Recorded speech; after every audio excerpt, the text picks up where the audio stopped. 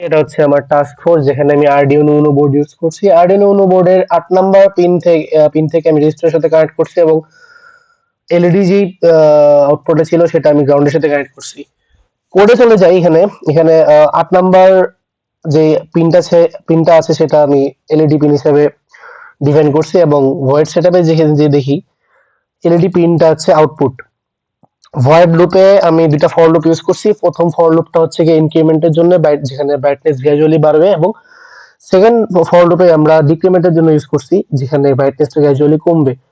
For লুপে আমি একটা ভেরিয়েবল ধরে নিয়েছি, যেখানে ব্রাইটনেস 0 থেকে আপ টু ব্রাইটনেস 255 পর্যন্ত গ্র্যাজুয়ালি এটা বাড়বে। এবং সেকেন্ড ফর লুপের জন্য আমি প্রথমে ব্রাইটনেস ভেরিয়েবল 255 ধরে নিয়েছি, যেখানে 255 থেকে গ্র্যাজুয়ালি 0 পর্যন্ত কমবে।